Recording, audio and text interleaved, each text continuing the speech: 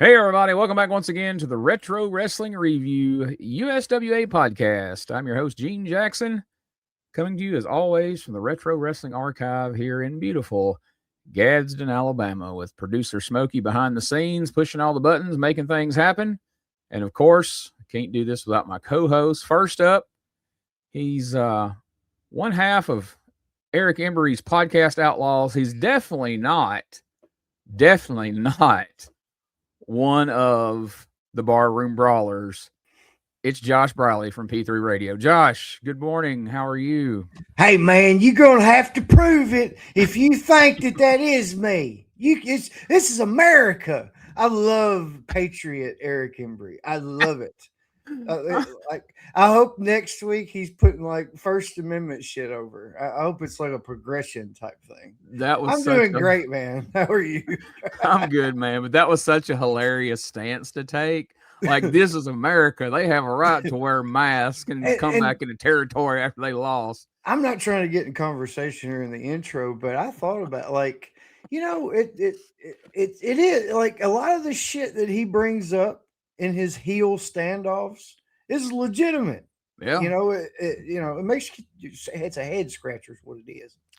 Yeah, we're going to talk some more about that. But first, we got to bring in the other half of the Eric Embry's podcast Outlaws. And he's definitely not the other member of the Barroom Brawlers. He is the owner, founder, and president of STSpod.club. And he's Jonesboro, Arkansas's baby boy, as they say. Spoiler alert, it's Brian Trammell. Whoa, it is a head scratcher, apparently, Josh.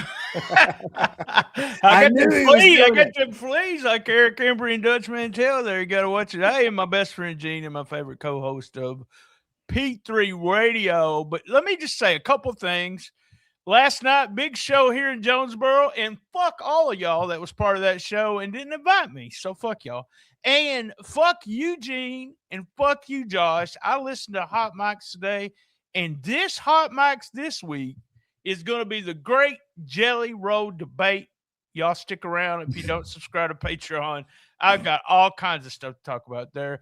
I'm getting Buck over here with Jolly Roll Furniture and Spaghetti Warehouse, and I'm fired up and ready to go. And I will prove that's not the Barroom Brawlers.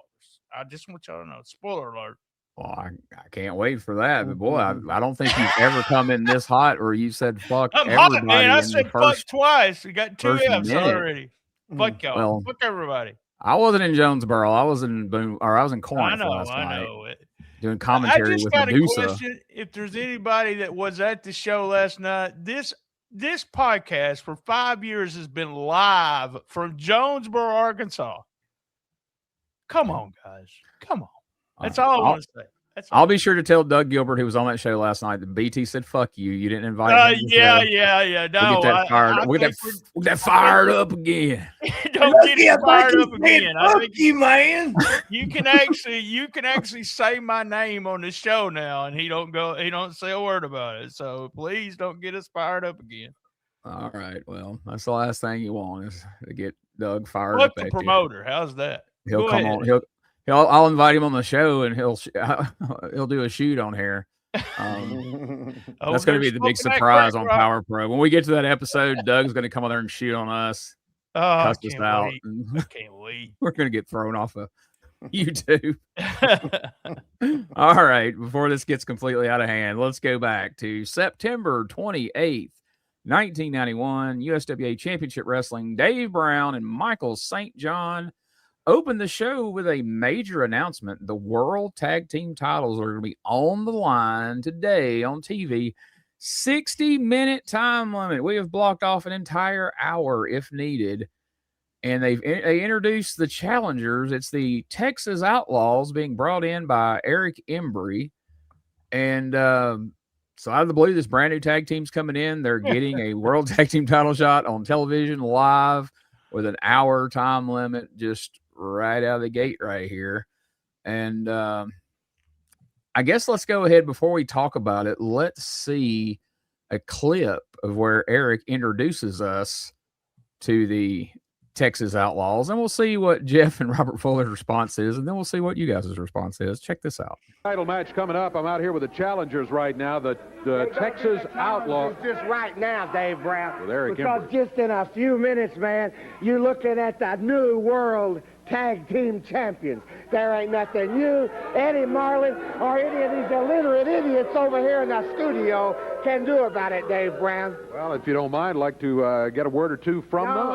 No. If you want to talk to them, if you want to know anything about the Texas Outlaws, you ask me. Well, all right, where'd they come from? Where they come from? Stupid, they from the great state of Texas. Oh, you boys coming to fight? Yeah, you coming to fight? All right. Wait.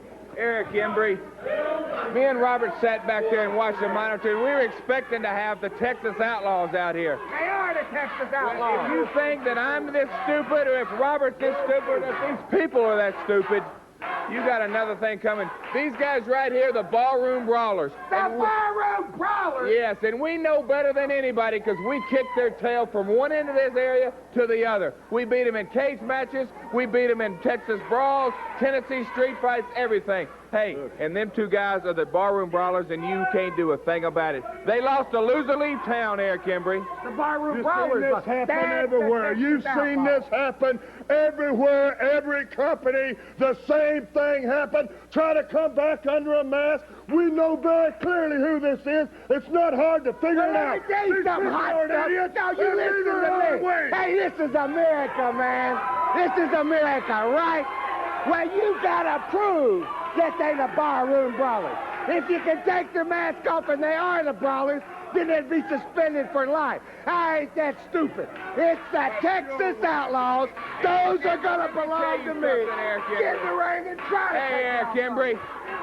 Me and Robert Fuller take the titles very seriously. And obviously, you're trying to make a joke of the titles. The USWA is trying to make a joke of the titles. We're the champions, and no Barroom Brawlers are going to get a shot. You let the Texas Outlaws take them there. I love that Embry's just completely incredulous. The Barroom Brawlers? What? And that, I'll just let y'all know, that's the reason I know they're not the Barroom Brawlers, is because Eric Embry said they're not. So there you go. I believe in Eric Embry. I mean, he's pretty insistent they're not, but I just love that, like Josh pointed out earlier, I know we're about to talk a little more about the fact that, he made it almost sound like it's a constitutional right. Like the forefathers had in mind when they wrote the Constitution, they're like, hey, I want this to be a country where any tag team can come in wearing masks and not be questioned about their identity unless those masks are removed. That's their God-given right. All right, Josh, dig a little deeper into this promo here. This is good stuff. First, I want to point out, did you notice Jeff Jarrett's attire, the jacket? Yeah. So he's sitting in the tailor's off, the little sewing room. And he's like, I love this jacket. It's really popping. But you know what's the thing's missing? Pearls. And I think you need to run them some bitches all the way across the bottom and then put me some pearls up on top. What the fuck was up with Oh, that's going to look badass, Jeffrey. Oh, yeah, I can't wait to stand out there next to you wearing that. I done shoot a few pearls on some necklines in my day, too. Oh. But yeah, that is the first thing I noticed was the pearls. That's rather androgynous, don't you think? Like white. I'm sure when he first said, what this thing's missing, Robert's like, 10,000 Post-it notes. It's like, I already got one of them.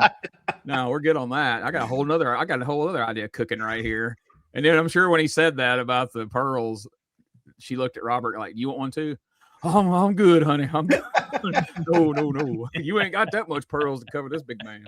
I'm just going out tan. Like he was like, I've been catfishing 5 days a week tan. He's in great shape in 91 too, y'all. I mean, I can't remember. I don't even know his age, but I mean, he is in some fucking great shape. Got a tan. I mean, I bet he's getting the honeys, y'all. I bet he. Oh yeah, he's putting the hurting on Sylvia. Dude, I liked this whole deal. That's what Doug said. and evidently, my first thought was when I saw those breeches, that the teal with the black, because the one was wearing them like every week before they left. Yeah.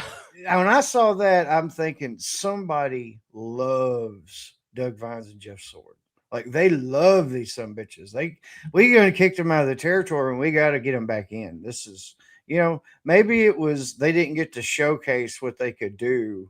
Yeah, really, how they were while they were there. They were just brawlers. So I don't know, but yeah, I mean, somebody likes them.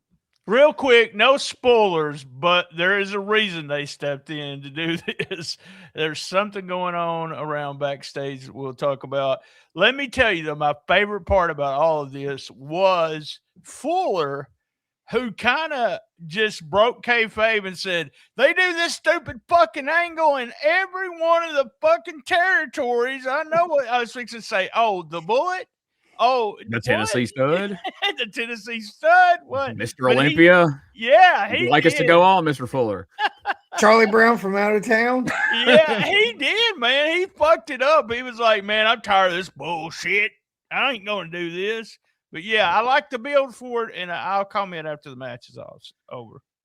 Yeah, and to be honest with you, I mean, I was over the Barroom Brawlers by the time they left, but based on some of these tag teams we've seen in the interim, the Goons and some of the bullshit, I mean, I was like, I don't know, maybe we should bring the Barroom Brawlers back, and here maybe they read my mind or something, but yeah, we'll go ahead and show how this tag team title match ended and pick up from there. But 60-minute time limit tag team title match with a brand new tag team we suspect is a tag team that aren't supposed to be here.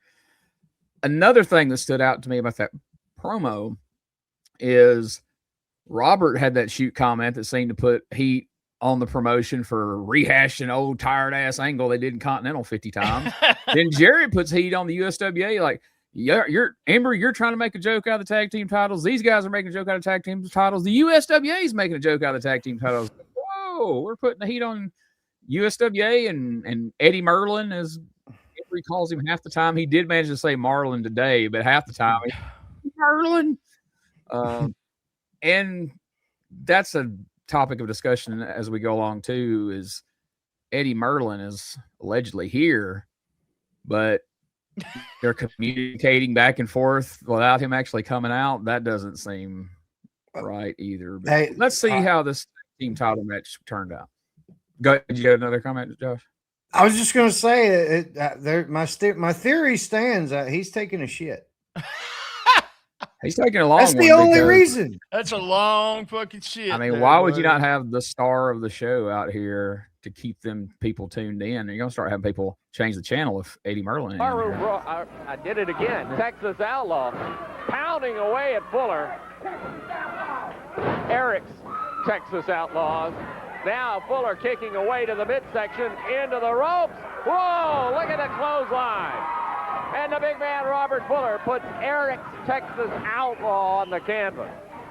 He's going for the mask, too. Eric Embry got the Outlaw by the ankle, trying to pull him out of the way to get him away from Fuller and save the mask. Embry doing exactly that. This has been a while. There has been, Eric Embry going right to work on Jeff Jarrett on the floor. He seized the moment and the opportunity when the referee was turned. So now it's 3 against 1. Robert Fuller around to help. 2 against 2. I bet they went over that and said, hey, every chance you get, bring him over there and let me nail him for you. Have a shot. I think you're absolutely right. And I wouldn't put it past Eric Embry for telling him anything. And Eric, look at him now, he's going to walk off, makes it look good. Referee starts the count. Look at Embry. What are you doing? He grabbed the belt. He grabbed the belt off the desk, and he just nailed Jeff Jarrett with the world title belt. Gee whiz. Jarrett coming back to his feet. Boy, there's a lot of fight in this young man. Going after one, now the other Texas Outlaw. Jeff Jarrett going to work with the right hand. Goes right after Eric. Look out! Here they come. Whoa! Embry waylaid into our table here at ringside. The referee on the floor to break it up. Texas Outlaws as Jeff Jarrett and Eric Embry here at our desk going to work. Wait, look out, look out. Look out, it's Billy Travis with a guitar. Oh, no. Billy Travis just nailed Robert Fuller with a guitar. Fuller is down. Outlaw goes for the cover. 1, 2, 3. I can't believe it. I can't believe it. The Texas Outlaws have won the match. They're going to be able to keep those. Tag team champions, Eric's Outlaws. I can't believe what I've just seen. They've grabbed the belts, they leave. There are pieces of the guitar still laying in the ring. How can this... So I guess at least Michael St. John thought, hey, I don't know if these fans really picked up on this whole barroom brawlers is the Texas Outlaws thing. So through the entire match, you didn't get it as much in those clips, but if you watch the full match, he just, the barroom, I mean, Eric Embry's Texas, like he beat that horse to death in this match. Man, somebody must have, you ever heard that phrase, knocking somebody's dick in the dirt? Well, Billy Joe must have known that it was going to take a lot to get Roberts fully in the dirt because, man, what a guitar shot. Dude, with us having this show going on concurrently with now the Power Pro show, between these two shows, the USWA 91 and Power Pro in 98, we've seen Billy Travis break like a dozen guitars in the last 2 weeks. Like he is all over these shows and he is killing people with these guitars. I loved it, man. Like when Robert Fuller got hit, which it probably really did hurt. It sounded like it was a good thump. His leg got tangled up in one of the the Texas Outlaws. So that made it to where he had to fall like he had just been shot, and he was like the end of a war movie. He had to like do the slow-mo so he didn't hurt his leg. And or the guy in the Western that was up on top of the building and got shot and took that awkward step off fall. But it looked great, man. Looked great. And I was in this state of mind where I wasn't really sure what happens after this. I couldn't remember if they have to split up now, because that's the agreement. There we go. That is the agreement. If we are ever beat 1, 2, 3, then we will split up. And yeah, Josh, but they're beat by this mass team, so that they're just there's no way. What is their provisions? Is only if they're Hold on just a minute. Let me look that up. It says if it's a mass team, we think it's somebody else. We don't lose. We don't split up. Yeah, so there we go. Yeah. We never made those official, and so everything's been if we lose these belts. If we ever lose these belts, we're splitting the team. So as soon as that 1, 2, 3 happened, I go, well, there we go. We're splitting the team because, that's what they said. They have to do it. And there's no mention of it. No mention of it when we got over there. But hey, I like this match. Fun brawl. Started out with all shine. I mean, how long did the shine work with Jarrett and Fuller? They just beat the fuck out of them. And Jarrett didn't even do the hot tag. Did y'all notice that? He just made a comeback without a hot tag, went all over the place. I love the Travis with the guitar, new tag champs. Cool. I did not like this at first. I put recycling this team, blah, blah, blah. That crowd was so freaking hot for that whole match that when it was over and Fuller, I don't know if you're going to show that, but Fuller gets mad as hell and wants Marlon out there, who we don't ever see. But I just love all of it. I love the whole presentation of Embry saying what he said, the Embry Outlaws, or what the fuck he said at the end there. And just, I loved it. It was fun for me. It was real fun. I made a comment last week that Eric Embry had kind of was starting to feel tired for me. It was starting to feel kind of repetitious, and it was kind of the same thing each week. And this to me was kind of a throwback to the early part of this season, where he seemed a lot more into it, and it's he's getting the Texas thing fired back up, because as he was getting more and more unto himself, he really didn't have anything to fall back on. So I like that he's got these guys in his corner now, and now they're the tag team champions. And so I didn't clip the stuff with Fuller because we heard a lot of promos here in the early part of this show, but man, I mean, that old Southern saying about to blow a gasket. He literally, he was so up, red and boy. stuff from the tan. And he was so fired up. Like I was worried about the guy. Honestly, I'm like, he's going to clutch his chest and go down like Fred Sanford any minute now. Like he's It's got the same thing you said about Embry. I'm going to say about Fuller and Jarrett. I was so sick of them, and this just fired me up. Fuller.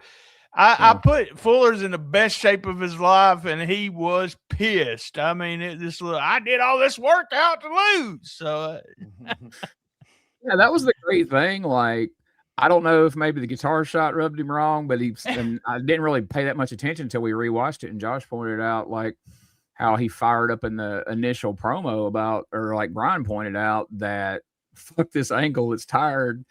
But man, I believed everything Robert Fuller said every time he touched that mic today. Yep, I did too.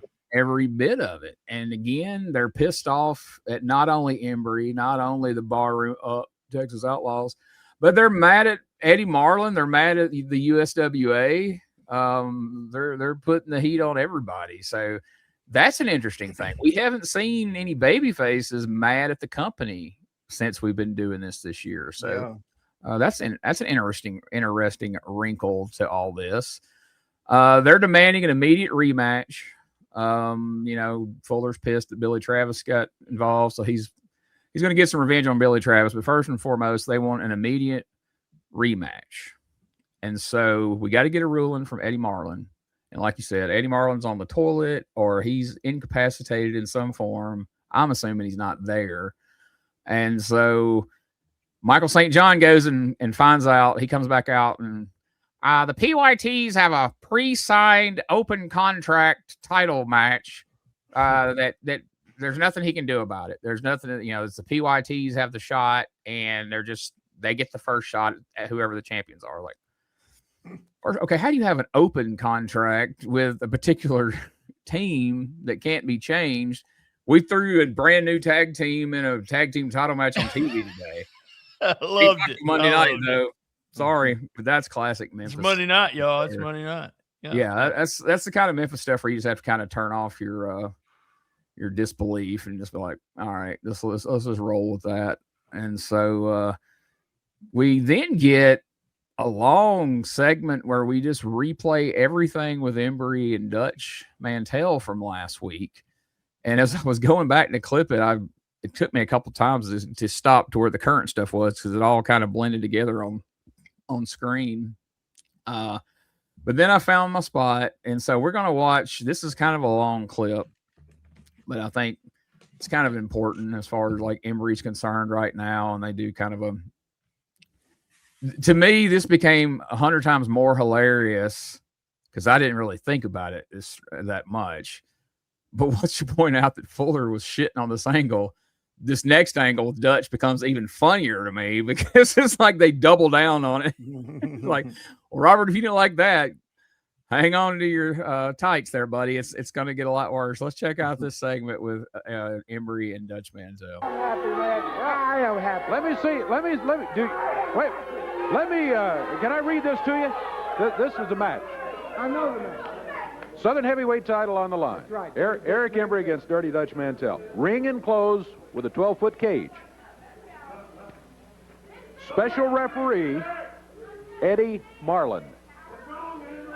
Tojo will be handcuffed to the Dirty White Boy. Those are the stipulations. Read that again. Show me that.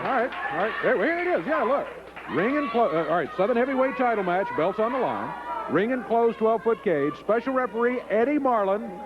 Dirty White Boy will be handcuffed to Tojo Yamamoto during the match. You ain't lying. No. Shut up. Eddie Marlin. Eddie Marlin. Man, you're turning into my worst nightmare. 12-foot cage. Tojo handcuffed the White Boy. And Eddie Marlin, a special referee.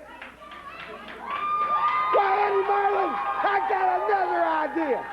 Why don't you just get him to put on the marquee Southern heavyweight title?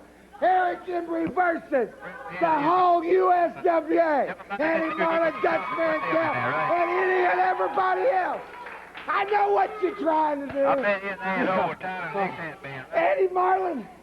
Hey, come on out here right now, Eddie Marlin.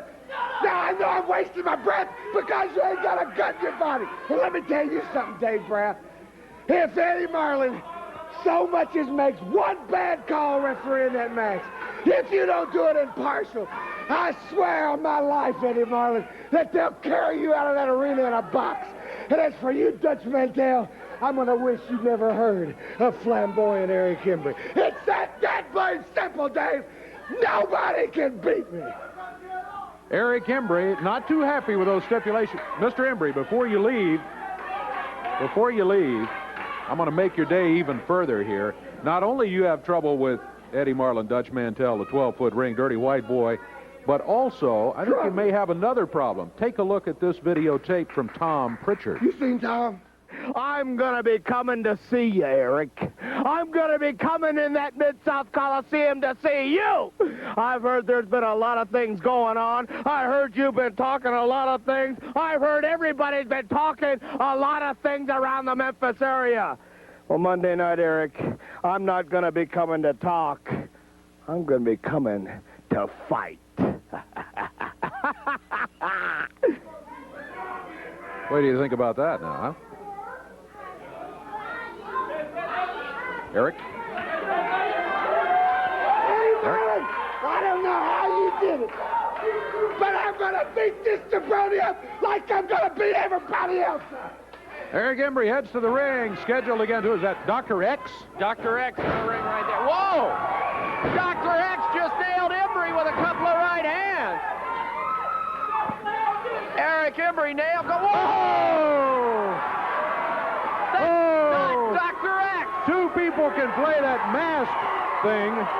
Dutch Mantell. Look at Embry. He's out of here. He is hanging back. Tojo Yamamoto is saying, go ahead and let's get out of here. Let's just leave, they say. There they go. That's going to be it. Dutch Mantell. Coming your way, Dave. Dr. X. Yes, sir. Let me tell everybody watching that can see me today, Eric Embry, this is your last big hurrah.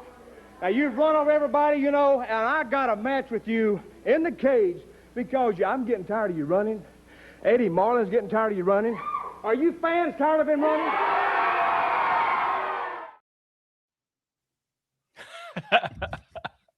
If you watch the screen, that's John Belushi playing Tommy Rich movie. So there you go.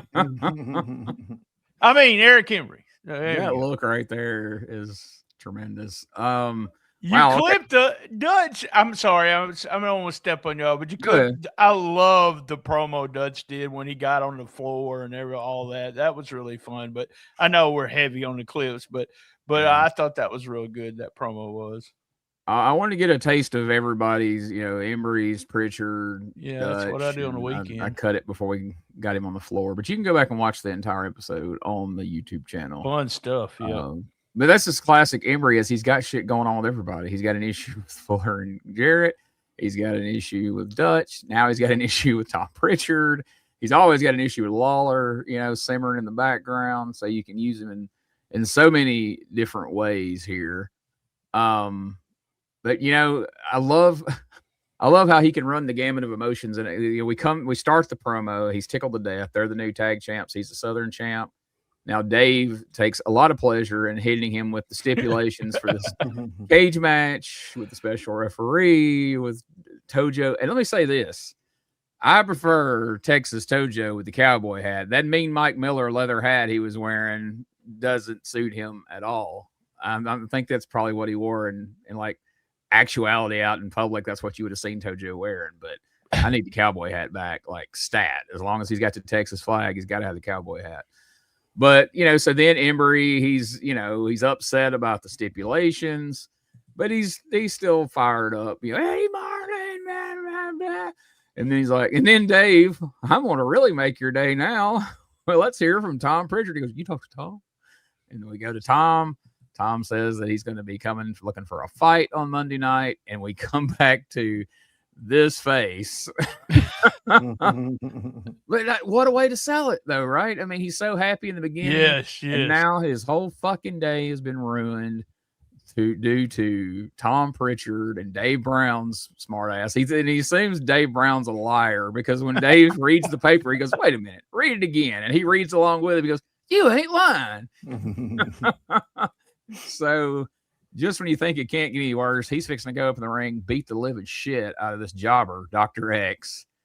And it turns out Dr. X is Dutch Mantel in a mask. So Embry went from having the greatest day ever to the shittiest day. What did you think of this whole series of events here, guys? I mean, I liked it because, like you're talking about, the range of emotion. And Eric Embry, he can do the entire, the whole gauntlet all the way around the circle, and he does it good. And I forgot to mention too from the last segment, seeing him with his Outlaws, that kind of made me have like a what if moment because he gets out of wrestling not even 2 years from this point.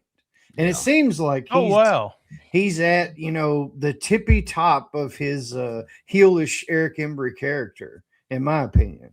Yeah. And I would have loved to see him in the role of manager, leading guys and pissing people off. And I just think I know this is a weird comparison, but I think he could have been like a redneck Bobby Heenan in a way. Yeah, because he get bumped like crazy. Yeah. Now, obviously not as sharp and witty, but I mean, he's very smart in a sense of knows psychology and how to piss people off. I think he would have been great with that. So all the Eric Embry going on, and he's took up a lot of TV time for this show, but man, every bit of it's been fun, and he's all over the place. Like talk about 4 different conflicts, and it doesn't matter; they're all hot.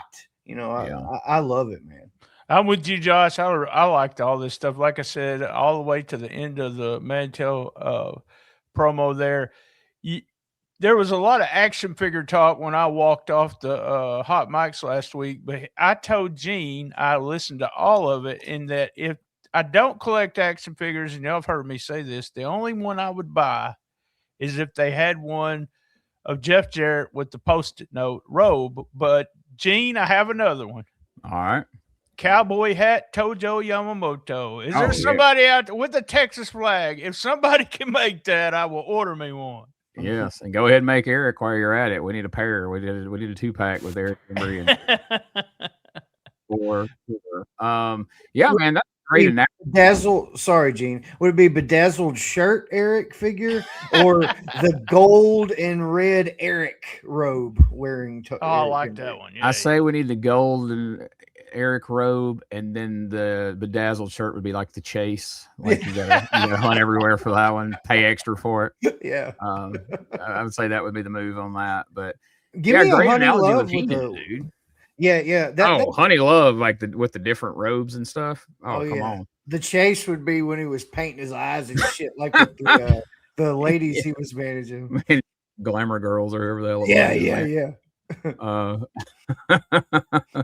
I've been saying since all this whole craze of making all these old time wrestlers and territory guys into these figures of the Hasbros and the Galoobs and all that shit. It's like, man, if somebody come through with some USWA people, it ain't got to be the obscure people, the main people, the Brian Christophers and Dundees and the Gilberts and all these folks. Like you couldn't mass produce them, but you could sell. Like there's a lot of people that would buy those. I'm sure I would get a Robert Fuller. I don't collect, but I would change what I'm doing over here and take all those Funko Pops and get some of those. And I don't buy figures, so it's just one of those things I would do because I'm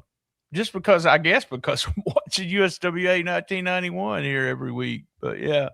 I mean, I'm sure you'd buy a Reggie B figure to let your dog chew on it or something. Racist. Hey, you're the one that doesn't like him for that reason. Don't put that on. Don't put that on me, Ricky Bobby. So now, dude, Jarrett, bring that Reggie B. Fine over here. You low budget, get my figure out of his mouth. And then he comes back with Fred Sanford. They're like, God damn it! That's a wrong one. The other black guy. I don't have but two, and that broke my heart. So anyway, we're seeing a lot of the same people out here. I'm getting the impression that maybe a lot of people are late or just aren't coming or something. I don't know. But Jarrett and Fuller are back out here again, and they have tracked down the PYTs and have paid them for their match on Monday night. What was it, $1,000 a piece? I think they said, or something. Yeah. And now they are going to get the rematch that they wanted. The PYTs have agreed to step aside after being paid, and now we're going to get the big rematch: Jarrett and Fuller against the Eric Embry's Texas Outlaws. Let me say, for the titles. And so they run down the card there, but of course we won't do it here. We will do it at the end, the way we always do, and then we get the weekly Jerry Lawler softball update with a little bit of wrestling sprinkled in for the other cities. Oh. Holy shit.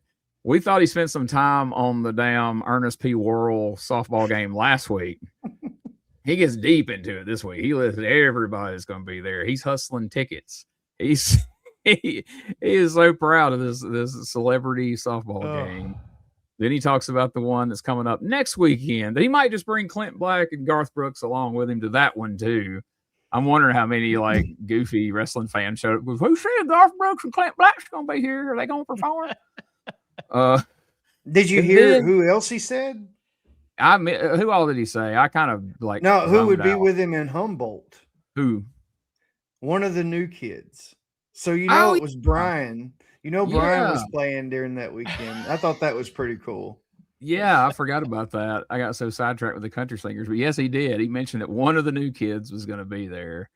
And, something I meant to say on the Power Pro show, and it slipped my mind because we got kind of hung up on the details of the promo. But listening to Tony Williams talk as Kid Wicked on that, Tony Williams could be the other Lawler kid. He could. He sounds just like Lawler and Brian Christopher. Yes. And, him and Brian could be the literal little brother.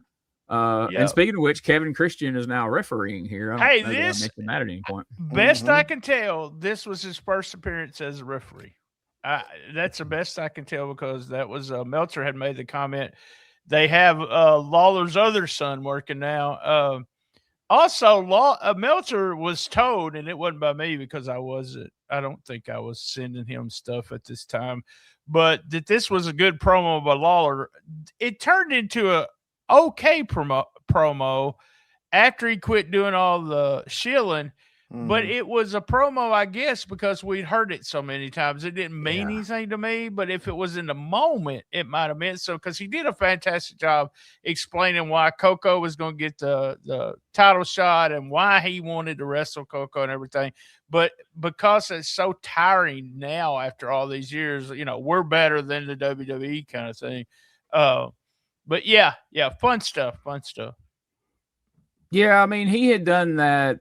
These guys are company champions that don't defend outside their company so much in '88 when he won the AWA and World Class titles.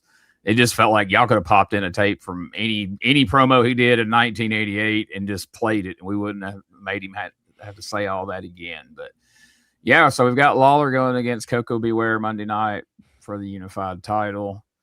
And he really didn't spend a lot of time talking about Coco other than this. He said, he knows Coco's a good wrestler and all that. But like you said, he just spent the whole time rehashing that whole company champion bit and everything. So I didn't clip that because I'm like, there's nothing new to be had here. But that is a good catch about the new kid that was coming to Humboldt to play softball with him.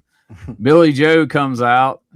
He's got his broken guitar with him, and he demands a replacement. I was thinking, can you not just leave that? Like, you're that committed to the gimmick. Like, I gotta have a guitar. I've already broke it. What did he say to that first girl? What did he call her? He said your head's on backward. Yeah, we need paramedics out here. Oh no, he didn't. Oh my God. He goes over to her and said, we need paramedics. This woman's head's on back. But when he Cannot said it hear at first, Dave Brown kind of looked like, what? He Yeah, looked puzzled. Michael St. John's like, he's dunking on the crowd over there. He's And then basically saying Handsome that Jimmy, I got he's the basically Handsome saying Jimmy. that lady's ass is in the front of her pants, Dave, is what he's saying. God. And he goes over and calls the old homeless looking bearded dude Handsome Jimmy, which popped me obviously, but but I just love that Dave thought something legitimate was going on. Like, I don't know what he was saying. And Michael's like, he's just making fun of the fans over there. He's being a piece of shit.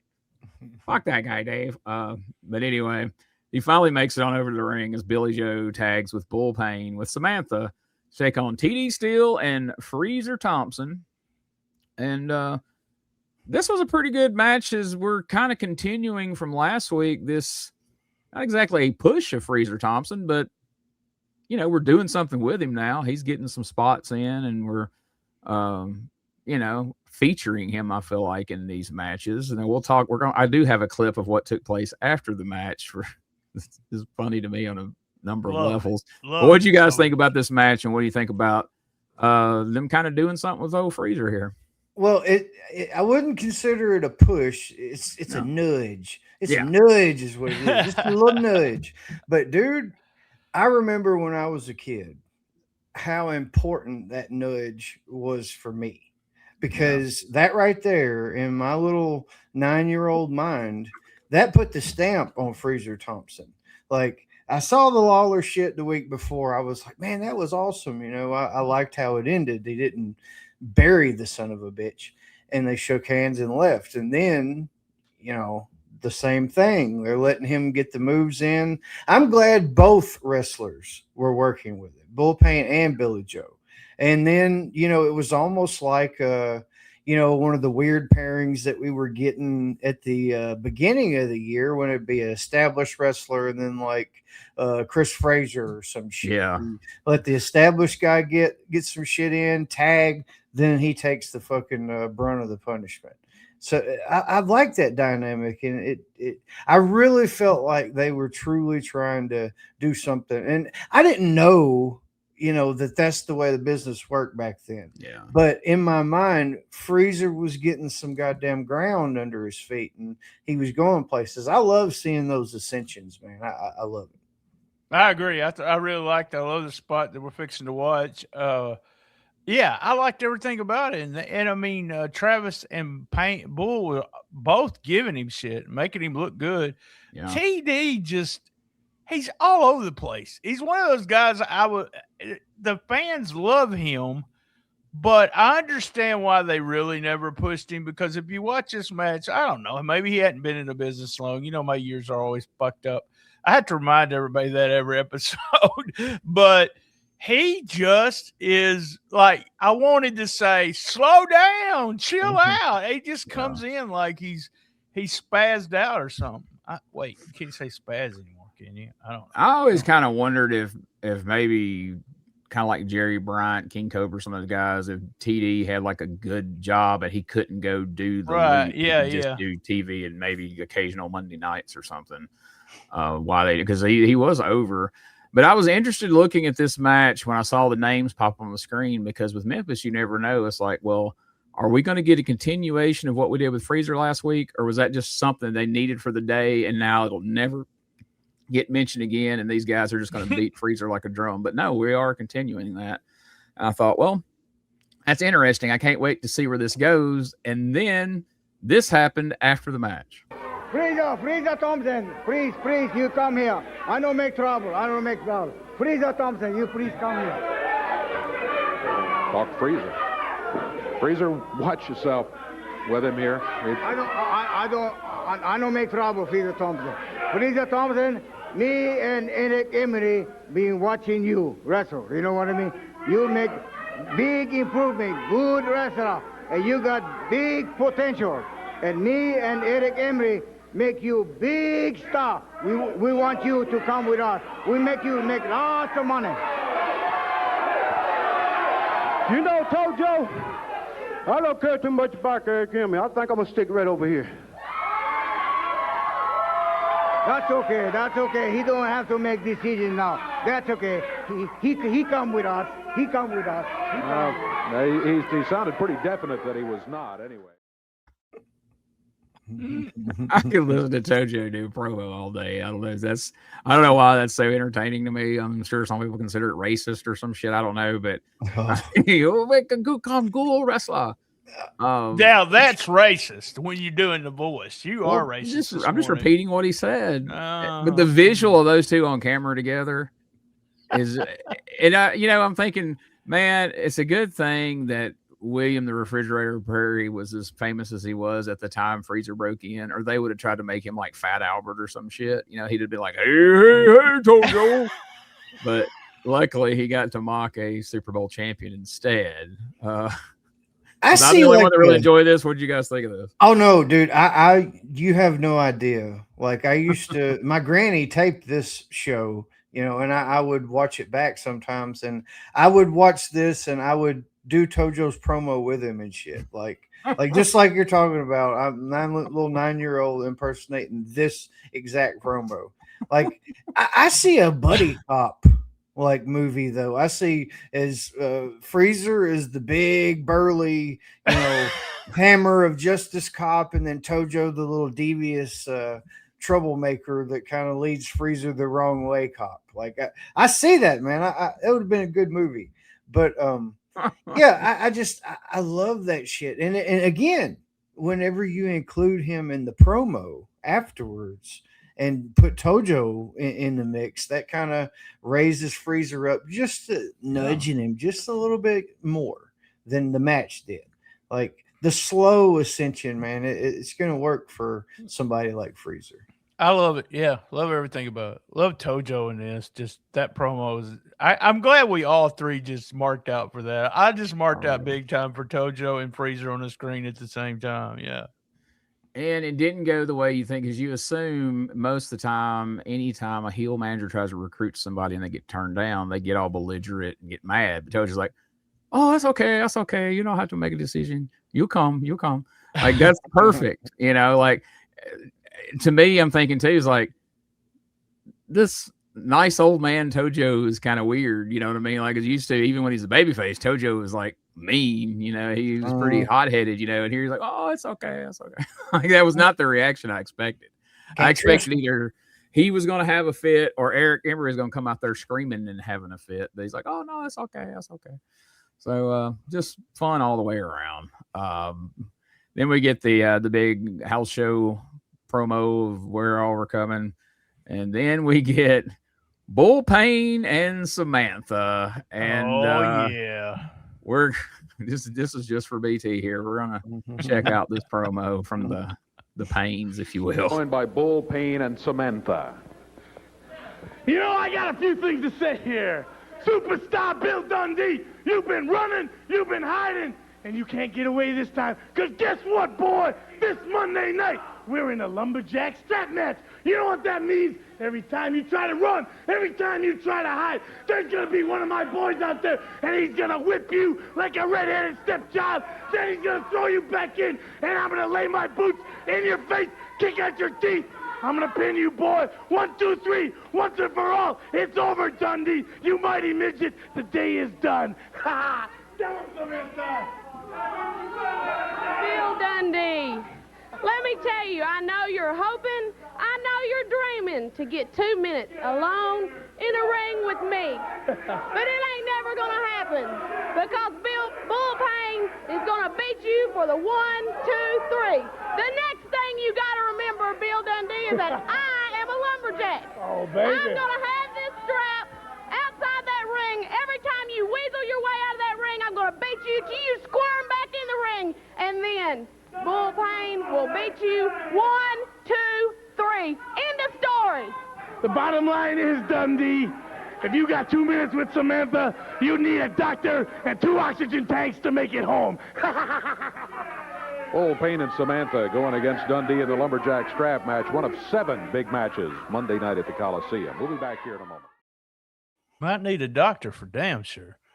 So, first of all, my first thought watching this was, I know we all want to hang on to our hair for as long as we can, but shaving his head was a good look for Bull Payne. He looked a lot tougher. It suited the character to me. I don't know. This Bull Payne with hair thing, I can't get used to it. It just doesn't feel right when I see it after you being used to seeing him later in his career.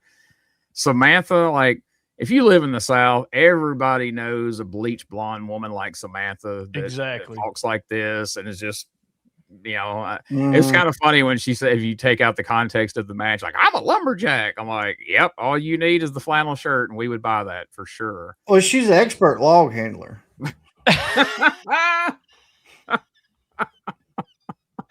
Guaranteed. Yeah, I don't believe I'd last 2 minutes with that wheel. Woo! I like just for y'all. I always give I got the hots for Sam, but I call her Sam because I don't want. Yeah, y'all are.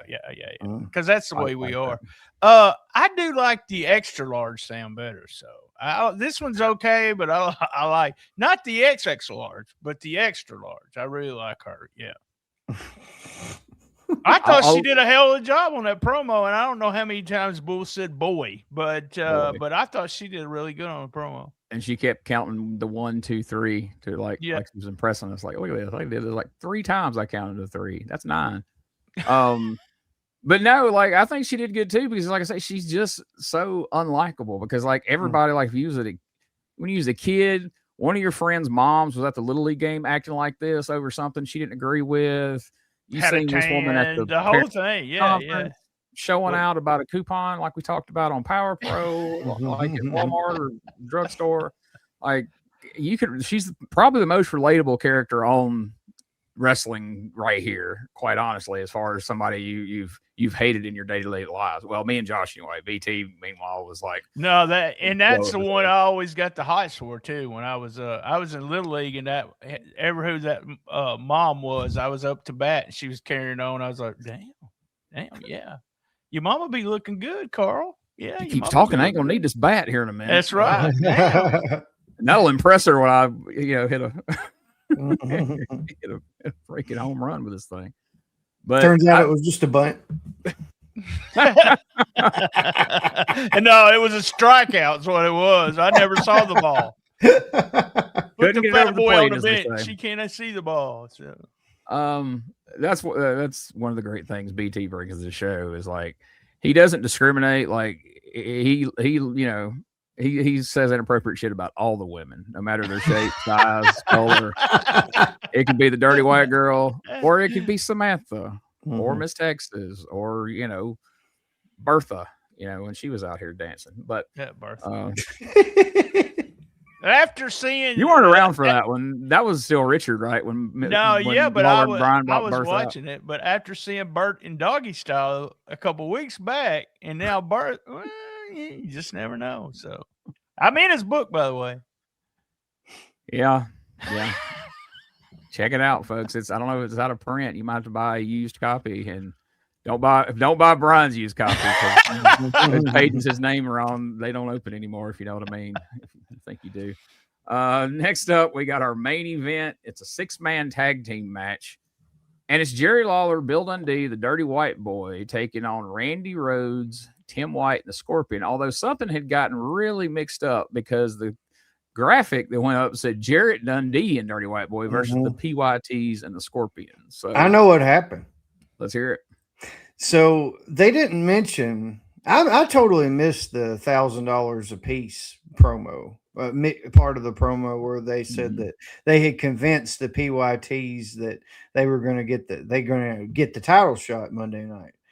But I think it was more than that, because if you know how Bert is, and you know how the other guy, Adonis, or the Fabulous Adonis, or whatever his name is. So I believe that part of the deal more than likely was, you're going to have to let me see that fire hose, honey. I have to see why you call you the stud. And whenever I'll take your money too, but whenever Robert Fuller unveiled it and he reeled that crank in like a damn, him and Adonis both had to go to the goddamn Memphis Baptist Memorial ER. And that's why they couldn't make it out, because was like that scene in Pulp Fiction whenever John Travolta gets the combination to the briefcase and opens it up, and you just see the gold illuminating off of his face. That's basically what happened to Bert. We have a picture here of Eric Embry reenacting when Bert saw it. That's right before he hit the floor. I don't know. They actually leaned into Randy Rhoads being Dusty's cousin. Did you notice that? Yeah. Mhm. Yeah. After that, there's a reason why. I just let you know. Spoiler. But I liked him in the match, man. Like I did too. Yeah. He kind of just did his shit, didn't get ate up, and then got out and let the other two get ate up. You know, perfect thing. They didn't fucking get the shovel on him, and you know that I love the Randy Rhoads character. I love that look, and I wish that they would have at least featured him a little more or something. You said he became a cop or some shit not long after this, right? Yeah, like. You know, I remember seeing him in Texas, and he had the name, but he really didn't do the gimmick per se. And then here he's Randy Rhoads, but he's not really doing the gimmick. Like, I mean, if you're going to be Randy Rhoads, you're going to look like the dude. Go in on it, man. Make it work for you. If you're wanting to be the heel version of a Dusty Rhoads, then do that. If not, use him as a babyface and sell the fact that he's Dusty's cousin. And even if your impression was bad, let that be a part of the heel persona. You do a bad impression of Dusty Rhoads. Exactly. Like it would have worked. It would have worked, man. Yeah, no doubt about it. It was just kind of a half-hearted attempt, I feel like. But like you said, his work in the ring was perfectly fine. Of course, guys, if y'all heard me moving around and to pick the audio up, I had to turn the fan on with that Sam promo. So still you mentioned got hot. Bert. Got hot, and we started talking about Bert. And that's when things really got much said, Daddy, over the top or around, if you will. So at one point, the referee gets distracted, allowing Jerry Lawler to hit a pile driver on Mr. Tim White, and that ends the match. We get the win for the team of Lawler, Dundee, and the Dirty White Boy, and that was fun. We haven't seen a Lawler pile driver on TV in quite some time, so I thought that was a good way to wrap that one up. What do you think about this as a main event overall? I liked it. I mean, like you said, he got the pile driver in, and that's some heel type shit. But as we've established before, there's Eddie Gilbert when he's a baby face, he's doing the heel shit. Lawler, he's always got those tendencies, and he's one that can get away with it too. And it's his finisher, and it's fucking outlawed. So we got to get it in somehow, right?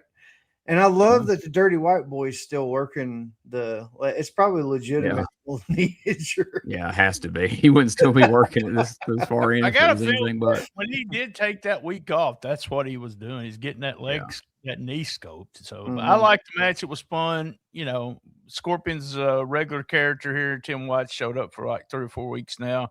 And I'll go back. I love Dirty White Boy. I've always been a Dirty White Boy fan, but man, he is just so good. I mean, he's at a level that he should have been in the main event on shows all the time. He's that good to me. And he's about to in this era go be on top in Smoky Mountain. Right. Agreed, because he was very much featured as the top main event star champion in Smoky Mountain. So along with Ron Wright in a wheelchair as his manager. So in like around this time when those pilots start being taped in Virginia or wherever the fuck it was. Yeah, he's going back and forth now, doing that. So it's in the process right in this time period that we're talking here. And that Continental angle with him and Dirty White, him and Tom Pritchard is one of my favorite angles of all time. So. Yeah, for sure. I mean, it's memorable. I mean, it's one of the main Continental angles that people still talk about. And then people that didn't even really even see Continental, they just heard or saw, heard about that angle or saw it somewhere. And then, a quick comment too about like the Lawler and Eddie Gilbert and like the babyface is cheating. You want to say that's a Memphis thing, but who cheated more than Hulk Hogan behind the referee's back? So it's kind of a babyface thing all around in some ways, I guess. But right now, let's take our podcast commercial break, and we're going to come back. We're going to get the card for Monday night at the Mid-South Coliseum.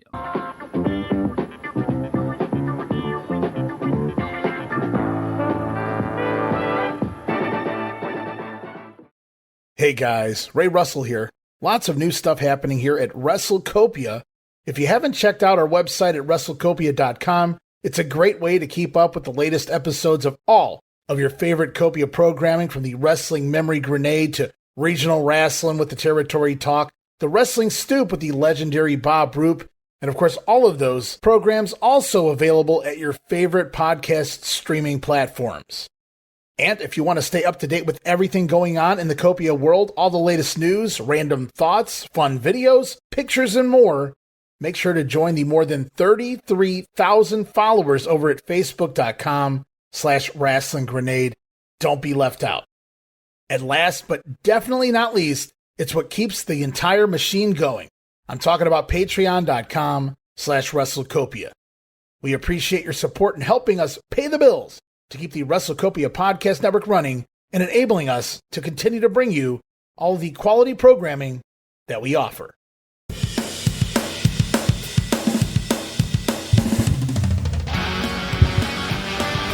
Tired of the same boring wrestling podcast? Need something with attitude, chaos, and maybe just a little cussing? That's STSpod.club, and we got it all covered. We've got wrestling weirdness with WTF News Desk, 5-minute time limit, and the Southern fried brain of me, BT, stirring the whole ship. We also have rolling into Memphis every week about the current Memphis wrestling. Interviews, hot takes, and wrestling outrageousness so wild it might get you banned in 12 states. That's right, it's SDSpod.club, or search all podcast catchers for Shooting the Shiznit, where wrestling podcasts grow chest hair. Not sure what that meant. Love my mama.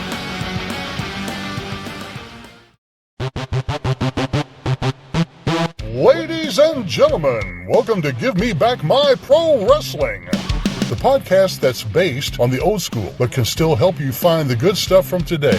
Jimmy Street and the Plastic Sheik, Jarrett, are the undisputed tag team champions of the wrestling podcast world. From thought-provoking topics to superstar interviews to action figure expertise. This team does it all, and all they ask is, give me back my pro wrestling!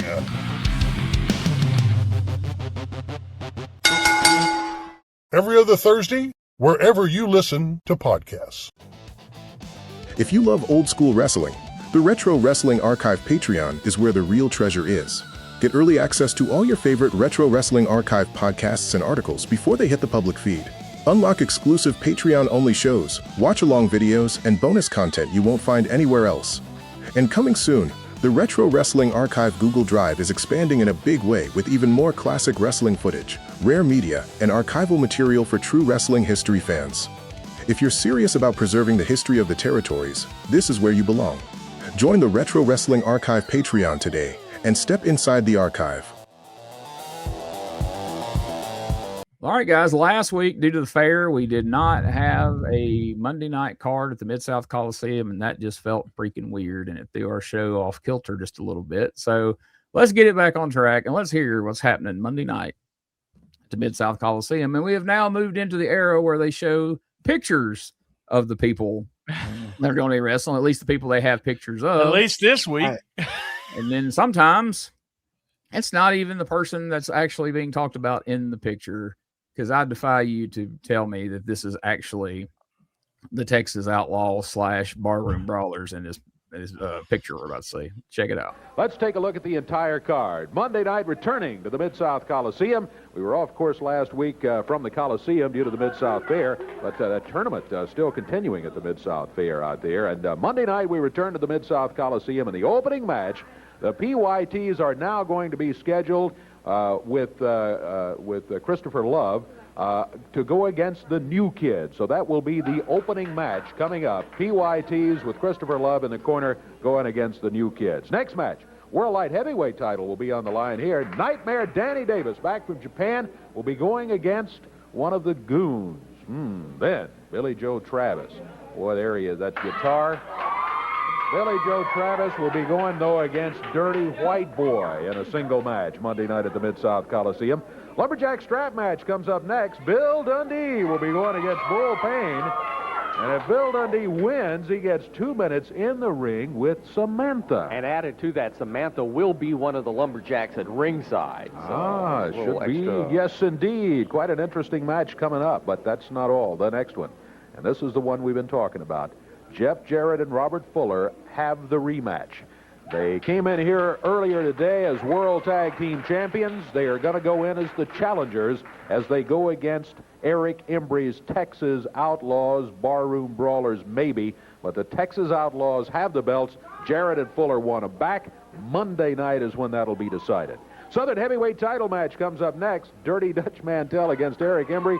Boy, the look on Eric Embry's face. He had not heard all the stipulations. He is one of those things where he got wrapped up with signing the match with Dutch Mantell and didn't pay enough attention to the small print. Ring is enclosed with a 12-foot cage. That didn't bother him much. Special referee is Eddie Marlin. That bothered him a lot. And the Dirty White Boy will be handcuffed to Tojo Yamamoto. Southern Heavyweight title on the line. Get the feeling that Eric Embry won't be smiling after Monday night. I think maybe not, but I think the Dutchman may very well be smiling.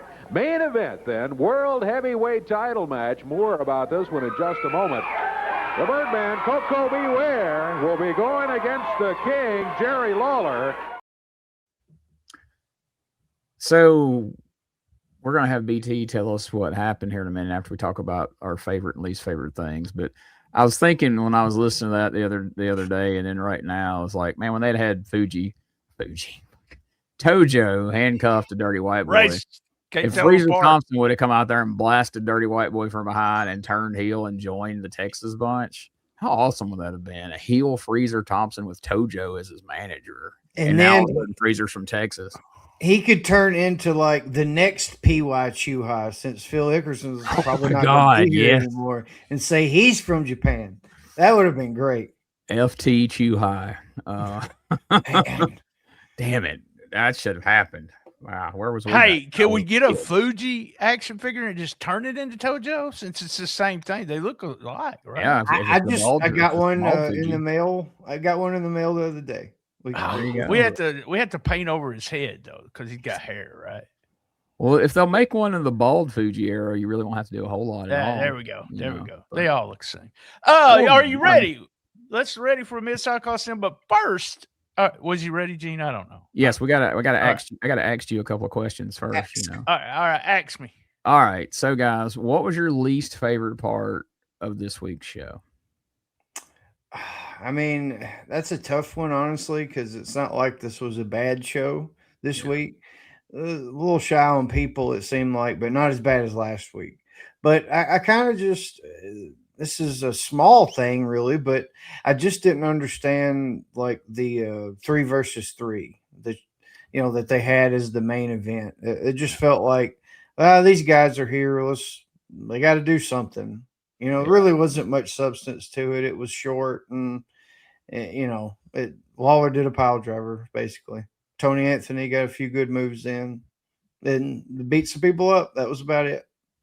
Yeah, I know it's going to surprise y'all, but it was the Lawler promo, the very first part of it. I'll give him the second part since it's tired because of time. But I'm so fucking tired of those plugs and that shirt he was wearing. Another shirt. Who's fucking dressing Jerry Lawler at this time of year? Yeah. And that's actually a Jerry Lawler shirt he's got on. It's just fucking yellow. And cuts the collars out of them.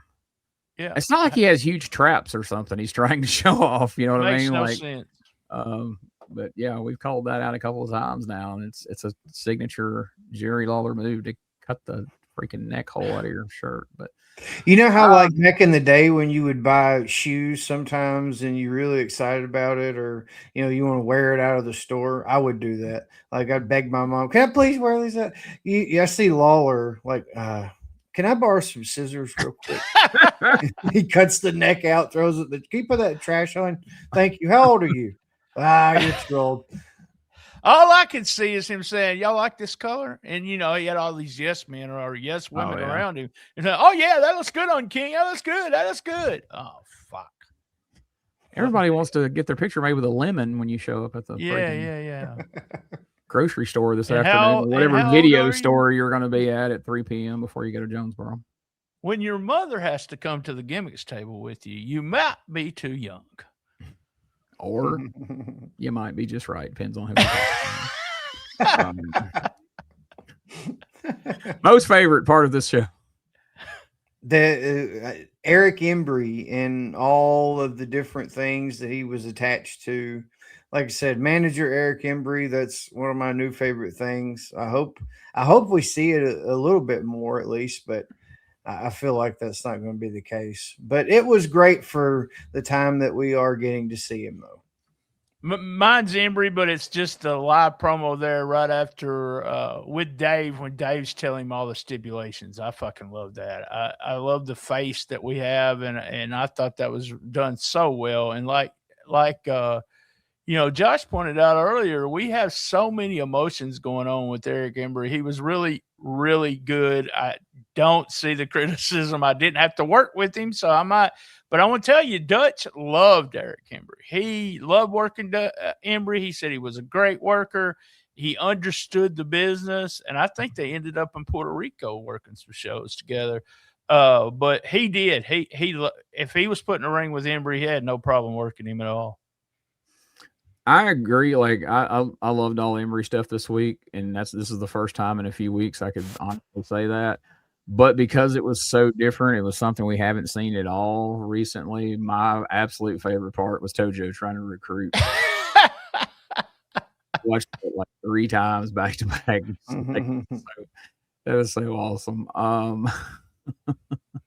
But I started to say this earlier and got sidetracked a couple different times. But the comparison of Embry to Heenan as a manager, because Embry, he has no problem being whatever he needs to be in that moment. He can be the badass belligerent heel, but then he could be the butt of the joke.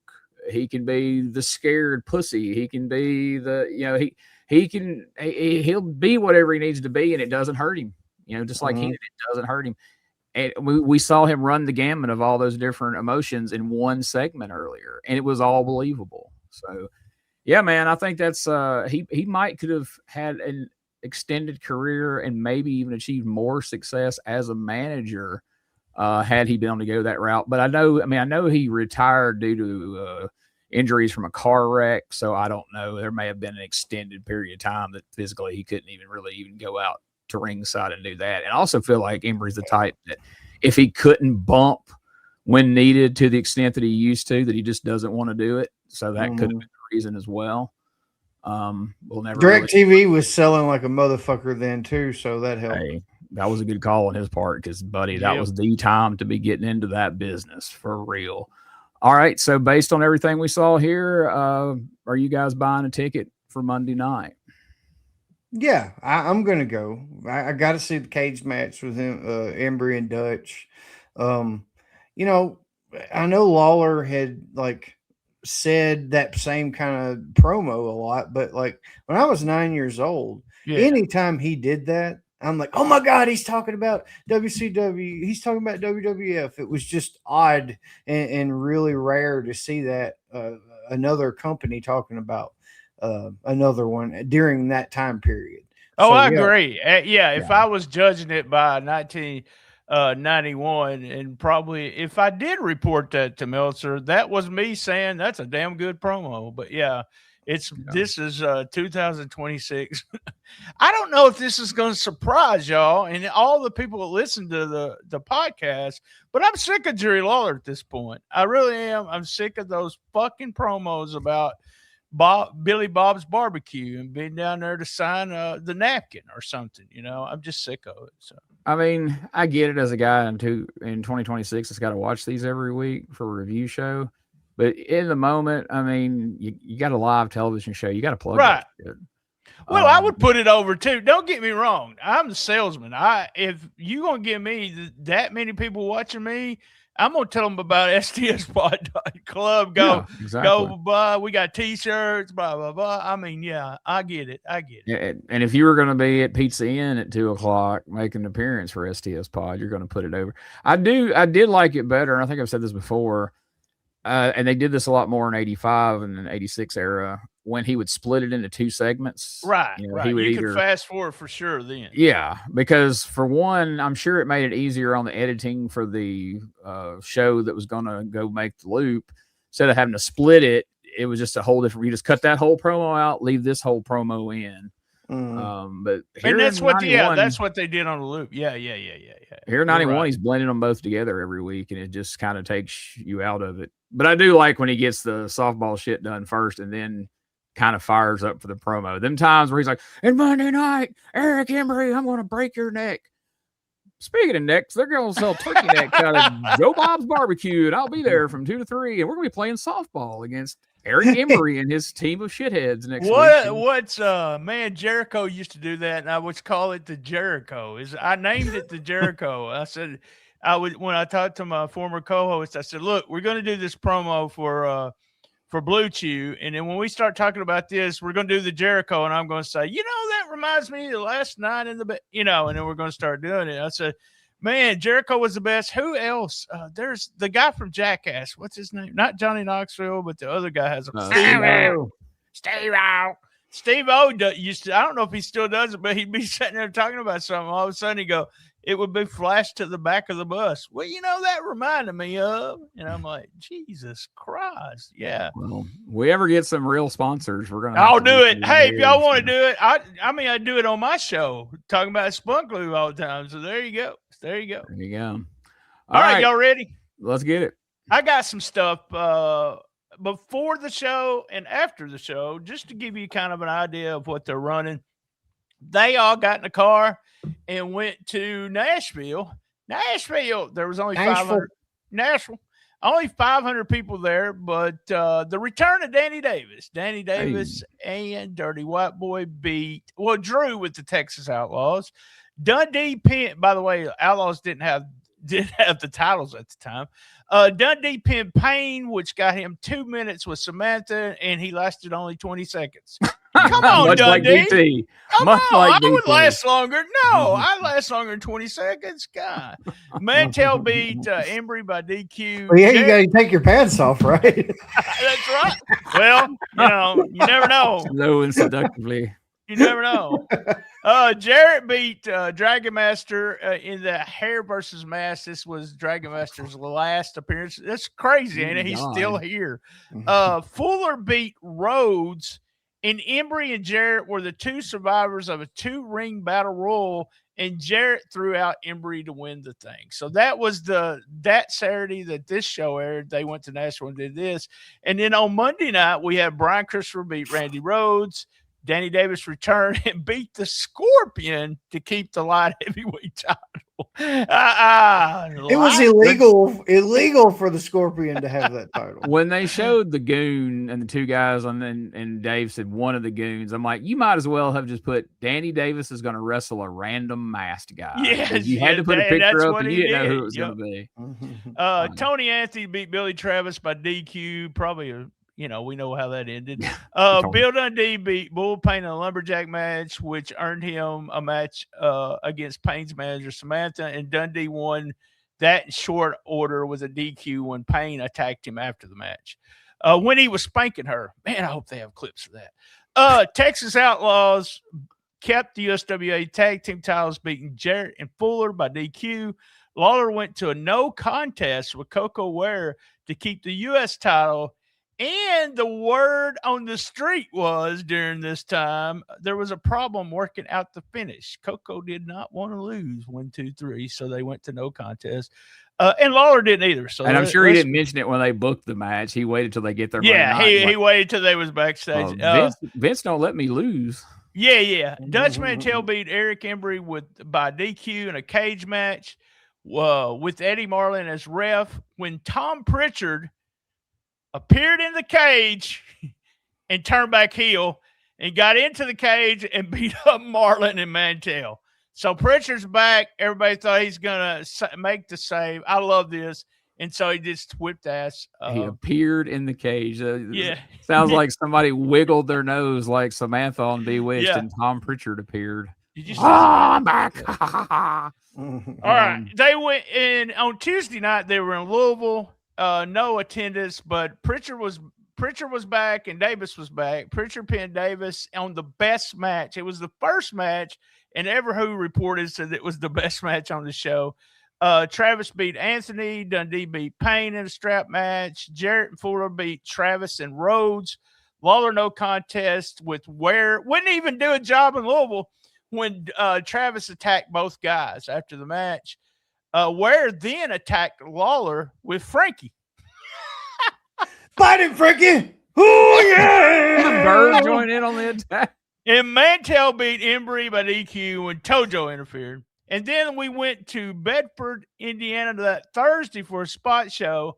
And by the way, just for the record, it's a 4-hour drive from Nashville. So if you're living in Nashville, you get in, and they drew a whole 375 people, which I guess for a little town like that might be pretty good. Davis drew with Pritchard. Best match on the card. Mantell beat, for some reason, that's not hard to believe. Mantell beat Travis by DQ. Dundee beat Payne. Jarrett and Fuller beat Rhodes and Scorpion. Scorpion got 2 Mid-South Coliseum and Bedford. And Embry beat Anthony in a double juice cage match. Also, lots going on backstage. As I said, there was a reason that main event was changed. There's a reason why we brought in the Brawlers. Chris Lowe says he quit. Lawler and them say they fired him. He took Eric Fontaine with him, and Randy Rhodes said, nah, I'll stay here. So that was the story going on backstage.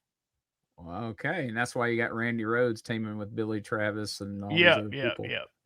Okay, well, all right. This is going to be the first time Bert quits / gets fired, leaves the company, but damn sure won't be the last. You getting out of here, honey? Maybe that's why last week he was totally silent, only appeared out there for the match, and he didn't do anything. There was something going on. Yeah, he was getting pissed. Here's what I thought was funny, that Rhodes came out. They had bought those brand new robes, and he didn't have his. And I'm thinking to myself, Christopher Love took it with him. Honey, I'm taking this, and I'm going to find me a new partner. So. Yeah, I'll find a new PYT if you don't want to go with us. And he's like, no, we split that room that one night. I'm still having nightmares. Like, no, y'all go ahead. Yeah, Fontaine went with him. Of course he did. All right, well, there's that. And I know we've had a couple of requests that we start doing the old recap we used to do at the end of the show on some things, but this ain't the one to do it because BT is short on time, so we got to get to the plugs right now. Let's talk about what's happening this week in the world of stspod.club, BT. All right, every day we do the Shiznit Minute. We haven't missed it we missed it yesterday. Fuck! We ain't missed it in 3 years except yesterday, and I posted anyway this early this morning. Rolling into Memphis this past week was a cage match on Memphis Wrestling. Loved the way they did the cage match. It wasn't one of those cages like we saw in 1993, but it was outside. They put the cage outside because they couldn't get it in. It was really neat. I did the 10th annual. I said 9th annual, but it's actually the 10th annual 1010 Mania Moments this week on the main feed. Lots of stuff going on. We got, I think it's our 8th annual or 9th annual Memphis in May coming. Oh, wait, all episodes Memphis in May. I got to say it that way so there's no, but we got a lot brewing backstage. Some changes on stspod.club, and it's going to be fun. It's going to be fun. Follow us on, look for Shooting the Shiznit on your podcast catcher. And for some reason, I wrote cooking up. I don't know what I'm cooking up, but I'm cooking up something, y'all. Just I want y'all to know your that. Southern fried mind, as you say. I guess, yeah. Southern fried. What about that P3 radio this week? How about that P3 radio? 3 out of 5 hoots. Sorry, Josh, it wasn't your fault. Episode, I believe it was 454 or 455. It was called Virus. On location with Josh, which I always find fun. We spent the first 20 minutes talking about Richard's ass problems and his he had the puking craps, and I want you to know, the puking craps is one of the very times that I've ever told my wife, if I die, tell the kids I love them. Oh, so, wow. yeah. It's one of the worst things you could ever have. We had Josh talking about throwing up in a tea bottle. That's really gross, but I like to see him do it. It's precision. They played Would You Rather, and I'm just not a fan of that. That's kind of what. Richard talked about a pie he ate that was the size of the podcast table, and that might be why he's having stomach problems. Richard believes he was on a USWA show for the whole year. He really does. He wants to come on this one and promote his comedy show. They did a story, and they talked about, and the guy's name was William Bryan, which is my name. And they talked about new tobacco law. It's new to me. I didn't know that existed. That was fun. Fun show, but a few things. How many times has Richard had the puking craps is what I want to know. God. That's why I says it's AIDS. It's AIDS because it never goes away. And if it does go away, it just goes away for a minute. He just keeps adding how many times per year he shits his pants. It's almost like a record he's trying. Yeah, and then he puts it on Facebook. If you don't follow Richard on Facebook, follow him. You'll understand. And there's a guy still tweeting about it, so he probably should just not mention it anymore. But I didn't know if the moral of that story you said a moment ago, BT, was you told her to tell the kids you love them because you thought you were going to die, or that's just the only time you've ever told your kids you loved them is when you had to keep both. Okay. All right. Just want to make sure nobody misinterpreted that. Check out RetroWrestlingArchive.club to find all the different podcasts that we have going at the Retro Wrestling Archive, plus the t-shirt store. And it ain't just t-shirts. It's pretty much you can get our stuff, our logos on anything you like over there. We hope you check it out. We also hope you check out and join the new Facebook group, facebook.com/groups/Neutral Corner Lounge. It's the official Facebook group of STS Pod and the Retro Wrestling Archive, and unofficially P3 Radio. But join that. It's going to be a lot of fun. We're just going to be talking wrestling, talking about the podcast. You can come on. Tell us what your favorite part was, least favorite part was. Would you have bought a ticket when it comes to the USWA shows, the Power Pro shows, any of the stuff we do? We would love to have you. We're just trying to bring back that old kind of community they used to have, like on the message boards and things like that, and in the cool kids group before it all got overrun. Think I'll get a death threat on this one like I did the old Hollywood Jimmy message Oh, board? fingers crossed, man. I hope so. You never know. You never know. Make sure you join our Patreons. We got patreon.com/retro wrestling archive, as well as patreon.com/shooting the shiznit. You can join either one, but hey, why would you not just join both? They're both very reasonably priced with a lot of unique content to each one. We share some content, but we have a lot of other content that's unique to each one. So, hey, try them both. And also check out my friends over at EPWWrestlingMS.com. Had a great time as this is being recorded last night at the Crossroads Clash. The Godfather, man, what a fucking guy the Godfather is. Just He's the awesome. nicest dude, just hilarious. Medusa is just as nice as she can be. I got to do commentary on a match with her. She actually sat in the commentary booth with us all night. She just only called the women's match, but super, super cool. Hey, hold on. Did she smell good? Yeah, she did.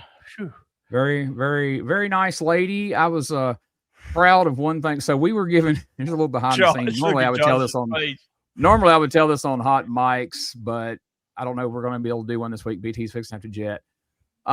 So we were given strict instructions before this live stream, because this was going to be streamed live on YouTube and someone will get used on TV. And they're like, hey, when the Godfather comes out, it's just because he had hose with him, right?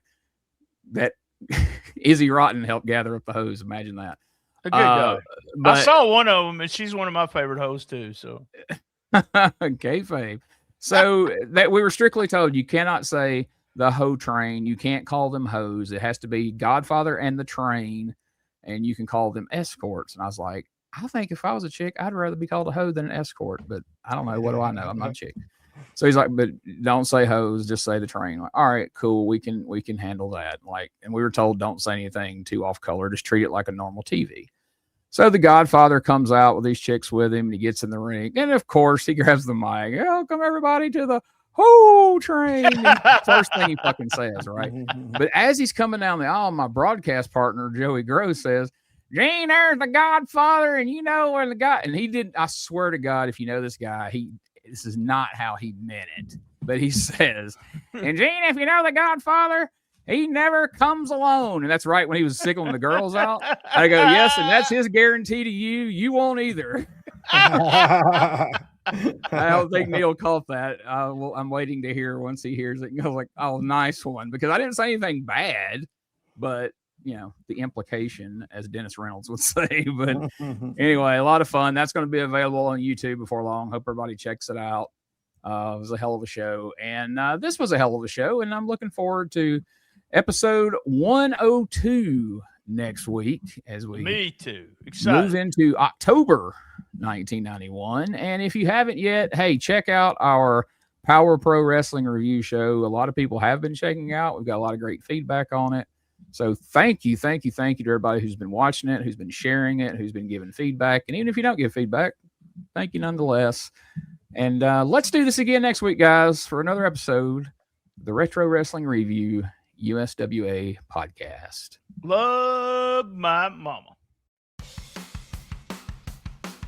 Memphis wrestling changed in 1998, and now we're going back to relive it all.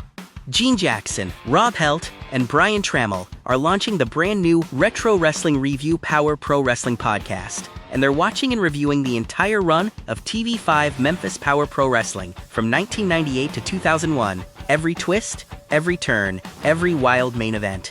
From the debut episode to the final broadcast, they're reliving it all. New episodes drop on YouTube and all podcast platforms every Saturday morning, with early access exclusively on Patreon.